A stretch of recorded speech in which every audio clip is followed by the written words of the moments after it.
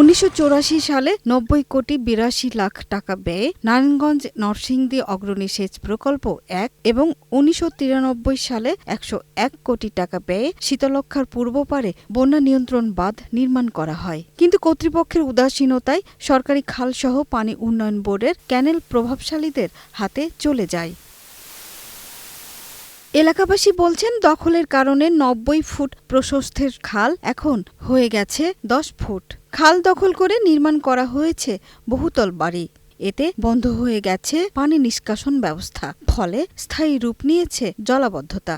বৃষ্টি হলে ঘর দর পানিতে পানি হয়ে যায়, ডুবে যায়। যে পানি নিষ্কাশনের সময় ওই টাইমে এরা নিষ্কাশনের জন্য কোনো কাজ করে না, এবং যে টাইমে পানি দেওয়ার দরকার ওই টাইমে এরা পানি ঠিক মতো দেয় না। কেবল জলাবদ্ধতা নয়, খাল দখলের কারণে কিছু এলাকায় ব্যাহত হচ্ছে সেচ কাজ। এতে বাধাগ্রস্ত হচ্ছে ফসল উৎপাদন। পানি নির্ভর লোক মনে করেন যে আমাকে এদিকে আসে না। আজকে মনে করেন যে 15-20 বছর ধরে এদিকে আর আসে না।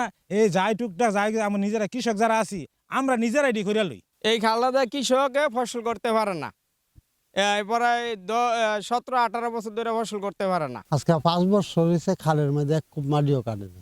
অভিযোগ স্বীকার করে কর্তৃপক্ষ বলছে, খালের তালিকা তৈরি করা হচ্ছে। মন্ত্রণালয় থেকে বরাদ্দ পেলেই খনন করা হবে। এই খাল পরিষ্কার করার আমরা এগুলো করব, তো এগুলো অলরেডি টেন্ডার হয়েছে। এটা হচ্ছে বর্ষার আগে করার চেষ্টা করব।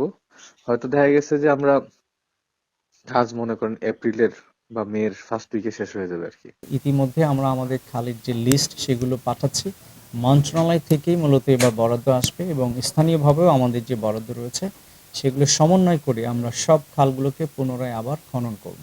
নারায়ণগঞ্জ 1 রূপগঞ্জ আসনের নবনির্বাচিত সংসদ সদস্য মোস্তাফিজুর রহমান ভূঁইয়া দীপু আশ্বাস দিয়ে বলেন, দ্রুত খালগুলো পুনঃখনন করে দুর্ভোগ কমানোর ব্যবস্থা নেওয়া হবে। যে বিভিন্ন যারা বিত্তশালী যারা দখল করে রেখেছেন, দয়া করে আপনারা এটাকে ছেড়ে দেওয়ার জন্য চেষ্টা করেন।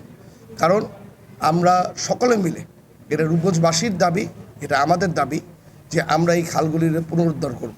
আর আমাদের দেশনায়ক তারেক রহমান সাহেব অলরেডি বলেছে যে যতগুলি খাল দখল করে রেখেছে এই খালগুলি পুনরুদ্ধারের জন্য উনিও আমাদেরকে যথেষ্ট সাপোর্ট দিবে।